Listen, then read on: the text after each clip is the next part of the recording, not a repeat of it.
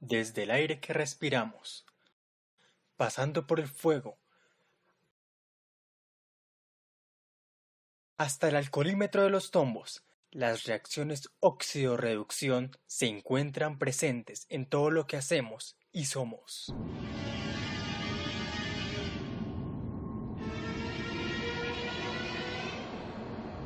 Dicho esto, podemos definir las reacciones químicas redox como reacciones químicas en las cuales pasa uno o más electrones de un elemento químico, el cual lo llamaremos reductor, a un elemento oxidante.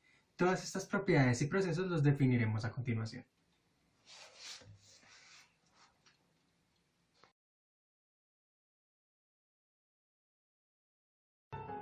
Dos de los científicos que más ayudaron a definir el concepto de oxidorreducción son Linus Pauling, el cual determinó el concepto de hibridación en los orbitales atómicos, y Henry Taufe, el cual investigó los mecanismos de las reacciones de transferencia de electrones.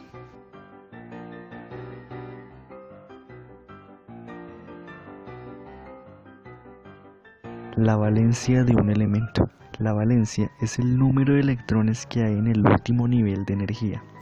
Estos electrones son los que se ponen en juego durante una reacción química o para establecer un enlace químico con otro elemento. El número de oxidación es el número que representa la cantidad de electrones que un átomo pone en juego cuando forma un compuesto determinado. El ion es una partícula constituida por un átomo o una molécula. Tenemos dos tipos, el anión, el cual posee carga negativa, y el catión, el cual posee carga positiva. El principio de electroneutralidad. Este principio establece que la suma de los iones positivos y los cationes debe ser igual a la suma de iones negativos, los aniones, en una solución determinada. Oxidorreducción. Una reacción de oxidorreducción o reacción redox es la reacción química en la que uno o más electrones se transfieren entre los reactivos, provocando un cambio en sus estados de oxidación. Para que exista una reacción redox en el sistema debe haber un elemento que ceda electrones y otro que los acepte. Esto nos introduce a el agente oxidante, el cual es un elemento químico que capta electrones quedando en un estado de oxidación inferior, es decir, se reduce. Y el agente reductor, el cual es un elemento químico que suministra electrones aumentando su estado de oxidación, es decir, se oxida. Gracias por la introducción. Ahora hablemos un poco más de cómo funciona este proceso. Bien, ya hemos visto que al hablar de oxidación, un reactivo gana electrones, y cuando por el contrario los pierde, este se reduce. Pero, ¿cómo funciona realmente este proceso? Bien, vamos a imaginar que a partir de ácido clorhídrico y dicromato de potasio queremos producir cloro, cloruro de cromo, cloruro de potasio y agua. Lo primero que vamos a hacer será indicar el número de oxidación de los reactivos.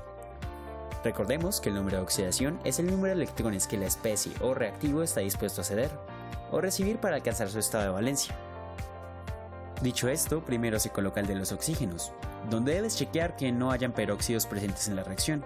De haberlos se coloca -1 y de lo contrario -2. Seguido de los oxígenos se pondrá el de los hidrógenos, que será siempre +1 si se encuentra vinculado con un no metal, es decir, que está primero al otro elemento, y -1 si se encuentra vinculado con un metal, es decir, si está después. Con esta información podemos completar los demás. Recuerda que elementos como el potasio, el litio, rubidio, sodio, cesio y francio son elementos alcalinos, es decir, cuyo número de oxidación es +1. Y más fundamental que todo ello es el hecho de que si el reactivo se encuentra en su estado fundamental o no combinado, tendrá un número de oxidación de 0. Seguido de este paso podemos ver las especies, cuyos valores de oxidación cambian. El estudio de estos números recibe el nombre de semi-reacción. Vemos entonces que el cloro gana un electrón, o lo que es decir se oxida. El cromo por el contrario pierde 3 electrones, o lo que es decir se reduce. En un paréntesis colocamos la diferencia de electrones entre ambos lados, un electrón en la oxidación del cloro y 3 en la reducción del cromo. Como uno de los reactivos de la reacción tiene un coeficiente, multiplicamos el número de electrones por la cantidad de reactivo, es decir, 2 electrones de cloro y 6 en cromo. Dado que estamos haciendo un balanceo, debemos hacer una equivalencia entre las dos reacciones. Para esto, multiplicamos la diferencia de electrones de la semirreacción oxidada con la ecuación reducida y viceversa. De no ser equivalentes, modificaremos los nuevos coeficientes para que así sea. Por ejemplo, 6 cloros no es igual a 12 cloros. Cambiamos el coeficiente de la especie del costado izquierdo en este caso. Dicho esto, el último paso que resta entonces es pasar los nuevos coeficientes a la ecuación general y balancearla por tanteo. Recordemos que de últimas se balancean el hidrógeno y el oxígeno. Por lo demás, si se balancearon correctamente las especies, el orden del análisis de estas no debería alterar el resultado. Pero todo esto es puramente teórico. En la realidad, muchas reacciones químicas son únicamente balanceables con la ayuda de adición de iones de oxígeno e hidrógeno. Dependiendo de factores que hablaremos más adelante en el video, existen dos posibles métodos de inserción de estos iones: el medio ácido y el medio básico. A gran escala podemos decir que en el medio ácido los electrones se suplen con cationes y agua. En el medio básico, por el contrario, con aniones y agua. Bien, veamos cómo funciona todo esto con más detenimiento. Supongamos que a base de dicromato de potasio, yoduro de potasio y ácido sulfúrico debemos producir yodo puro, sulfuro de potasio y sulfato de cromo. Primero asignamos los números de oxidación, después escribimos las semirreacciones. Hay que tener cuidado con las disociaciones.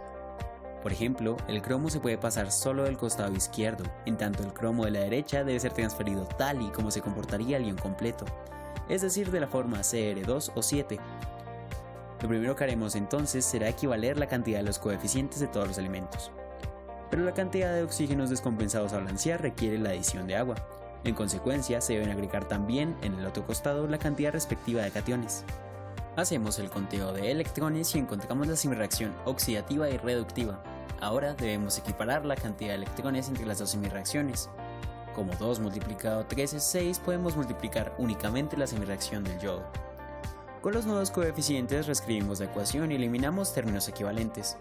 Una vez nos hayamos deshecho los electrones, pasamos los coeficientes a la ecuación principal y hacemos el balanceo final. Pero, ¿y para el medio básico? Ahora supongamos que tengo los siguientes reactivos. Nota cómo está presente el hidróxido de potasio. Este nos indica que es medio básico. Lo primero que haremos serán las semirreacciones. Nota cómo aún el sulfuro mantiene el mismo número de oxidación, varía la cantidad de oxígenos. Lo que haremos entonces será colocar tantos OH como oxígenos hayan del otro costado. Supliremos esta diferencia de hidrógenos con agua.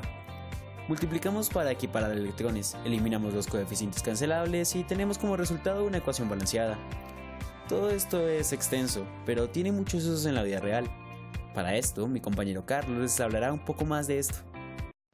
Para acercarnos un poco más y entender de una forma clara las reacciones redox, podemos poner como un ejemplo un sencillo experimento casero. Los materiales para realizarlo son un par de papas, 2 monedas de cobre, cable, clavos de zinc y un bombillo de bajo voltaje. Lo primero es introducir un clavo y una moneda en cada una de las papas y posteriormente conectar una moneda con el clavo de la otra papa. La moneda y el clavo faltante se conectarán directamente al bombillo y este se encenderá. La idea básica de estos montajes se basa en las reacciones redox. Los circuitos, en cuanto a la batería se refiere, se reducen a una papa y 2 electrodos de diferente metal. Por ejemplo, un electrodo puede ser el cobre y el otro el zinc. La papa actúa como electrolito. El ácido ascórbico en ella es el elemento que cierra el circuito. Al disponer cobre y zinc en una disolución de electrolito, se produce la reacción redox, y los electrones fluyen desde el zinc hasta el cobre, pero en realidad esto es bastante lento. Dicho esto, podemos encontrar una relación entre el pH y el redox. Esta se llama potencial redox. Es una forma de medir la energía química de oxidación-reducción mediante un electrodo, convirtiéndola en energía eléctrica. Normalmente, las reacciones redox generan cambios en el pH del medio, siendo el potencial redox positivo cuando se produce una reducción y negativo cuando se produce una oxidación.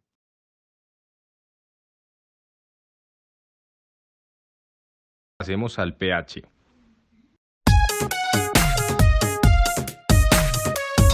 listen to P and H, P and H, P and H.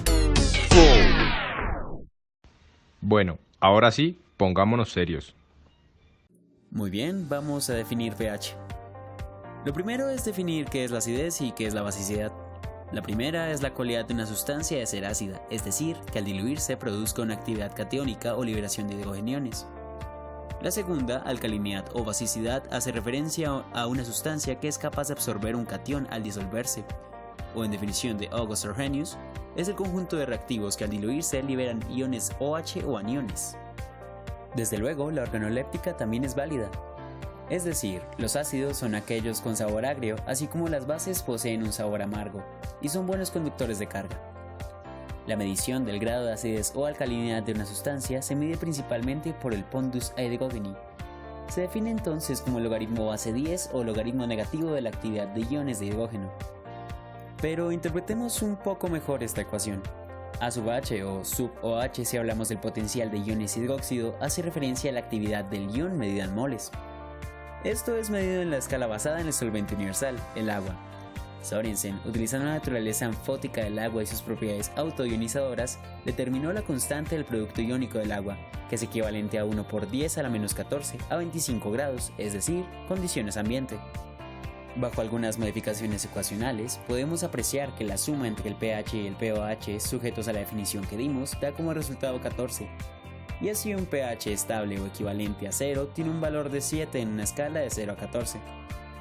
Sujetos a este principio, el instrumento de medida más preciso y común es el pHímetro o pHímetro, ambos términos son válidos, que haciendo uso de un electrodo de referencia como lo es la plata y un cristal sensible al ion hidrógeno, calcula la diferencia de potencial entre estos determinando el pH de la sustancia de observación. Sin embargo, para medidas de menor rigor se utilizan indicadores. Son reactantes especiales que adquieren una propiedad visual al hacer contacto con la solución. Entre los más conocidos se encuentran el tornasol, cuyo nombre deriva de los tonos rojizos que adquieren sustancias ácidas y oscuras de sustancias alcalinas. Otro indicador es la fenolftaleína, un compuesto aromático que no reacciona en medios ácidos, pero se torna azul y violáceo a sustancias básicas. Así como el naranja de metilo, que se torna amarillo entre sustancias ácidas y tiende al verde en sustancias básicas. La mezcla de estos indicadores nos permite hablar de la tabla de colores que tanto hemos visto. Sus aplicaciones son diversas, y para esto un compañero nos va a ayudar una vez más. El pH en el suelo. El valor de pH en el suelo oscila entre 3.5, que equivale a muy ácido, a 9.5, que equivale a muy alcalino. Los suelos muy ácidos, menores a 5.5, tienden a presentar cantidades elevadas y tóxicas de aluminio y manganeso. Los suelos muy alcalinos, mayores a 8.5, tienden a dispersarse y a tener problemas de salinidad y sodicidad. Para cultivos agrícolas, el pH ideal es de 6.5. El manejo de acidez. En campo, la acidez es un problema que afecta en el desarrollo de las plantas. Para ello, el agricultor realiza encalamiento, el cual consiste en aplicar cal agrícola sobre el suelo para reducir los niveles de acidez y equilibrar el pH para que sea óptimo para el desarrollo de los cultivos. El pH en el desarrollo de las plantas. Principalmente, el pH afecta la disponibilidad de nutrientes para las plantas.